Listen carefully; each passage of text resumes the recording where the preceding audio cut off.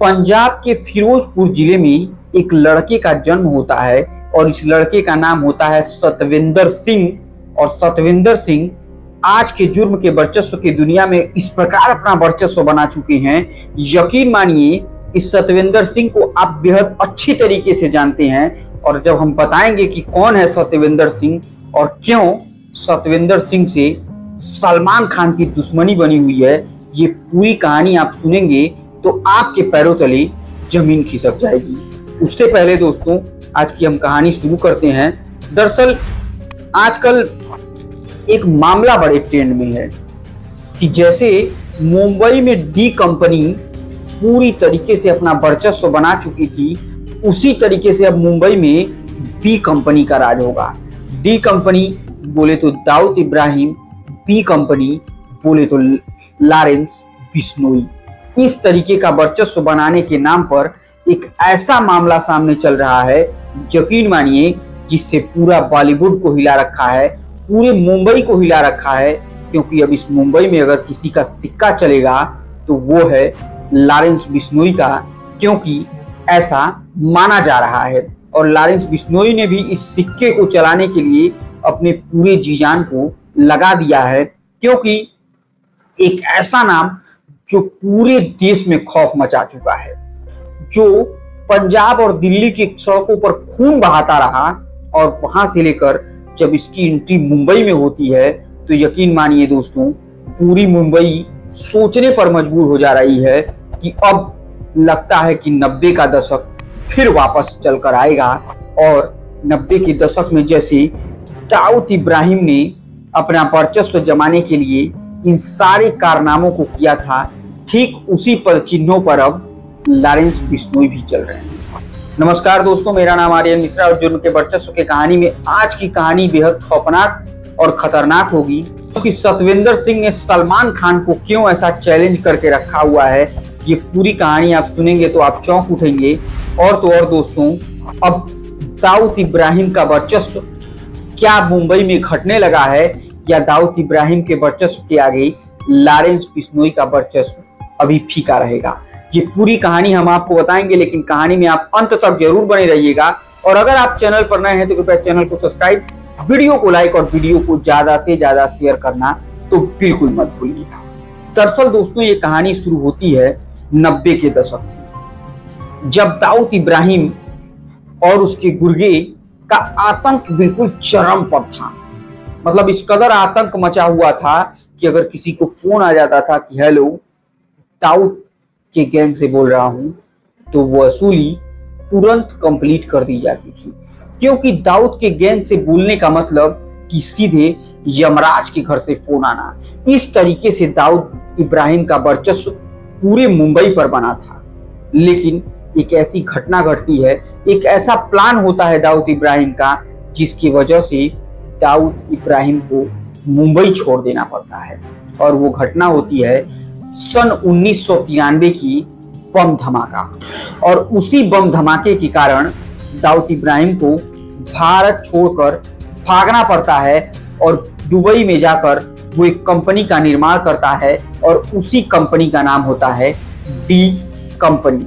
और यही D company अब धीरे धीरे मुंबई में 93 के बाद अपना पूरा पांव पसारना शुरू कर देता है। दरअसल डी कंपनी के जो मुखिया होते हैं वो दाऊद इब्राहिम होते हैं, और ये इस पूरे गैंग को अच्छे तरीके से चलाने की कोशिश करते हैं। इस गैंग में ऐसे ऐसे लोग शामिल होते हैं, यकीन मानिए जिसे सुनने के बाद एक से एक खतरनाक लोग, जैसे छोटा शकील, अबू सलीम, छोटा राजन, अन्य कई ऐसे डॉन हैं जो भारत छोड़कर भागते हैं और इसी डी कंपनी में जाकर शामिल होती हैं। क्योंकि डी कंपनी एक ऐसी कंपनी बन चुकी होती है कि मैंने कहा ना आपको कि उस डी कंपनी के पास से अगर किसी को फोन चला जाता था तो उसे ऐसा लगता था कि यमराज के घर से कॉल आया है। और इस तरीके से डी कंपनी के डिमांडों को लोग पूरा करते थे, जिससे डी कंपनी का वर्चस्व धीरे धीरे ऊपर की तरफ बढ़ता चला जाता है। मुंबई के लगभग सारे डॉन, सारे माफिया अब बाहर विदेशों में शिफ्ट होने लगे थे, और वो शिफ्ट होकर के वहीं से इस मुंबई के इलाके को ऑपरेट करते थे जैसे चाहते थे, जिससे रंगदारी, वसूली, हर तरीके की तस्करी, वो हर चीजों को कंप्लीट करना शुरू कर दिया और वहीं से वो अपने इस वर्चस्व को बढ़ाते जा रहे थे। लेकिन अगर कोई डॉन ऐसा था जिसने मुंबई छोड़कर कभी बाहर नहीं शिफ्ट हुआ, कभी विदेश नहीं भागा, तो वो सिर्फ और सिर्फ एक ही डॉन था और उस डॉन का नाम था अरुण गौली। अरुण गौली ही एकमात्र ऐसा डॉन था जो भारत में ही रह गया। लेकिन इसी बीच मुंबई पुलिस ने इस पूरे गैंगवार को समाप्त करने का ठान लिया और धीरे धीरे मुंबई के जितने भी गैंगवार होते थे उसे पर मुंबई पुलिस का वर्चस्व चढ़ता चला गया और आखिरकार एक दिन ऐसा वर्चस्व आया कि जब सारे गैंगवार मुंबई के खत्म कर दिए गए और मुंबई पुलिस का वर्चस्व बिल्कुल चरम पर आता है। यानी देखिए दोस्तों, दाऊद इब्राहिम का वर्चस्व रहता है, फिर मुंबई पुलिस का वर्चस्व आ जाता है, लेकिन हर चीज मुंबई पुलिस खत्म तो कर देती है, लेकिन दो काम मुंबई पुलिस आज तक नहीं कर पाई और वो दो काम हैं दाऊद इब्राहिम और छोटा शकील को भारत ले आना।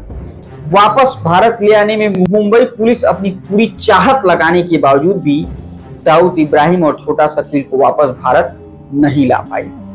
लेकिन आज हम जिस गैंगस्टर की बात करेंगे, जिस डॉन की बात करेंगे, वो डॉन बेहद अलग है। उसे भारत से जाने की जरूरत ही नहीं पड़ती, बल्कि वो सलाखों के पीछे बैठकर एक पूरे अपने साम्राज्य को ऑपरेट करता है। वो एक ऐसा साम्राज्य है, यकीन मानिए, जो आंखों के सामने दिखता तो नहीं है, लेकिन उस साम्राज्य में कोई भी ऐसा कार्य नहीं है जो पूरा ना किया जा सके। वो इतना खतरनाक साम्राज्य है कि आपके आसपास उस साम्राज्य के लोग घूम रहे होंगे, लेकिन आपको पता नहीं चलेगा आपके आसपास उस साम्राज्य के लोग घूम रहे हैं। और जी हाँ दोस्तों, मैं बात कर रहा हूं लॉरेंस बिश्नोई का।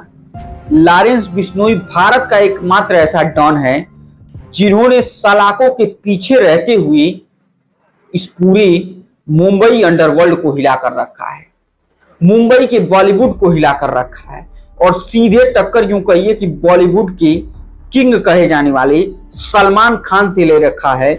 और तो और उनके बेहद करीबी कहे जाने वाले हाल फिलहाल के दिनों में बाबा सिद्दीकी, जो 3 बार से विधायक रह चुके हैं और उनकी सरकारों में बेहद करीबी पकड़ रहती है, जो भी मुंबई के लोग सत्ता में रहते हैं उनको हमेशा हमेशा के लिए मौत की नींद सुला दिया जाता है, गोलियों से भून दिया जाता है, और वो भी सिर्फ और सिर्फ सलाखों के पीछे बैठकर।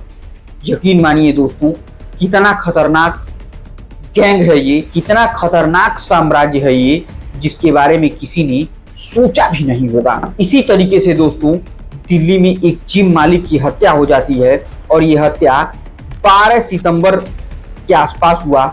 इसमें भी जिन शूटरों को लगाया गया था, उन शूटरों का ताल्लुकात लॉरेंस बिश्नोई गैंग से होता है। दरअसल दोस्तों, लॉरेंस बिश्नोई सन 2012 में जेल जाते हैं और तब से वो जेल में ही बंद है। एक रिपोर्ट के मुताबिक अगर माने तो लॉरेंस बिश्नोई अलग अलग जेलों में बंद रहे हैं। इसके पीछे बंद रहने के बावजूद वो सलाखों के पीछे से अपने साम्राज्य को आगे बढ़ाते चले जा रहे हैं। 12 अक्टूबर को जब लॉरेंस बिश्नोई की गैंग ने एनसीपी नेता बाबा सिद्दीकी की हत्या कर दी, तो समझ लीजिए कि पूरे मुंबई में, पूरे अंडरवर्ल्ड में मानो एक भूचाल सा आ जाता है।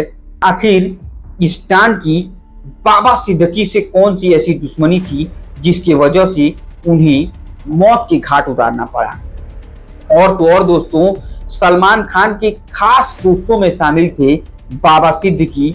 और सबसे गंभीर सवाल तो ये है कि आखिर 1 दशक से भी ज्यादा समय से जेल में बंद होने के बावजूद भी एक नाम की गूंज पूरे देश में गूंज रही है, और वो है लॉरेंस बिश्नोई।